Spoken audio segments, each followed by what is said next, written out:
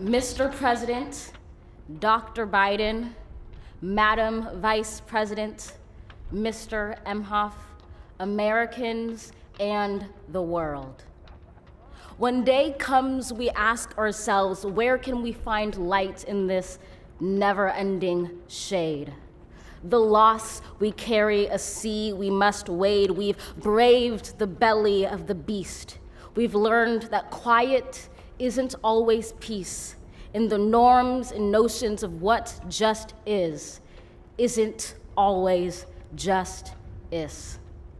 And yet the dawn is ours before we knew it. Somehow we do it. Somehow we've weathered and witnessed a nation that isn't broken, but simply unfinished. We, the successors of a country and a time where a skinny black girl descended from slaves and raised by a single mother can dream of becoming president, only to find herself reciting for one. And yes, we are far from polished, far from pristine, but that doesn't mean we are striving to form a union that is perfect.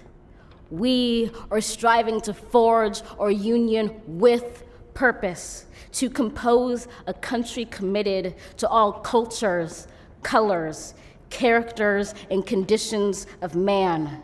And so we lift our gazes not to what stands between us, but what stands before us. We close the divide because we know to put our future first, we must first put our differences aside. We lay down our arms so we can reach out our arms to one another. We seek harm to none and harmony for all. Let the globe, if nothing else, say this is true. That even as we grieved, we grew, that even as we hurt, we hoped, that even as we tired, we tried, that we'll forever be tied together, victorious, not because we will never again know defeat, but because we will never again sow division. Scripture tells us to envision that everyone shall sit under their own vine and fig tree, and no one shall make them afraid. If we're to live up to our own time, then victory won't lie in the blade, but in all the bridges we've made. That is the promised glade, the hill we climb, if only we dare it, because being American is more than a pride we inherit. It's the past we step into and how we repair it. We've seen a force that would shatter our nation rather than share it, would destroy our country if it meant delaying democracy. And this effort very nearly succeeded. But while democracy can be periodically delayed, it can never be permanently defeated.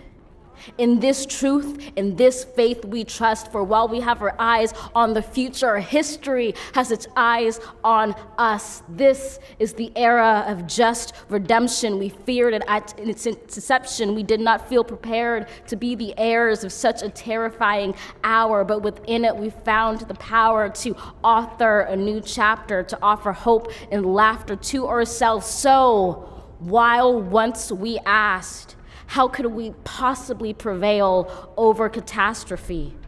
Now we assert, how could catastrophe possibly prevail over us? We will not march back to what was, but move to what shall be, a country that is bruised but whole, benevolent but bold, fierce and free. We will not be turned around or interrupted by intimidation, because we know our inaction and inertia will be the inheritance of the next generation. Our blunders become their burdens, but one thing is certain. If we merge mercy with might and might with right, then love becomes our legacy and change our children's birthright. So let us leave behind a country better than the one we were left. With every breath from my bronze-pounded chest, we will raise this wounded world into a wondrous one. We will rise from the gold-limbed hills of the West. We will rise from the wind-swept Northeast, where our forefathers first realized revolution. We will rise from the lake-rimmed cities of the Midwestern states. We will rise from the sun-baked South. We will rebuild, reconcile, and recover in every known nook of our nation, in every corner called our country. Our people, diverse and beautiful, will emerge battered and beautiful. When day comes, we step out of the shade, aflame and unafraid. The new dawn blooms as we free it. For there is always light, if only we're brave enough to see it, if only we're brave enough to be it.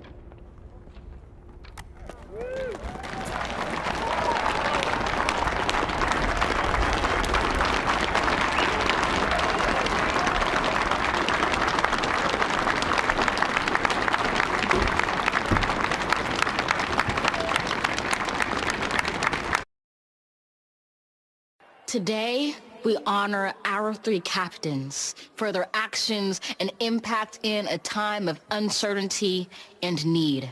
They've taken the lead, exceeding all expectations and limitations, uplifting their communities and neighbors as leaders, healers, and educators. James has felt the wounds of warfare, but this warrior still shares his home with at-risk kids. During COVID, he's even lent a hand live streaming football for family and fans. Tremaine is an educator who works nonstop, providing his community with hotspots, laptops, and tech workshops so his students have all the tools they need to succeed in life and in school. Susie is the ICU nurse manager at a Tampa hospital. Her chronicles prove that even in tragedy, hope is possible. She lost her grandmothers to the pandemic and fights to save other lives in the ICU battle zone, defining the frontline heroes, risking their lives for our own. Let us walk with these warriors, charge on with these champions, and carry forth the call of our captains. We celebrate them by acting with courage and compassion, by doing what is right and just. For while we honor them today, it is they who every day honor us.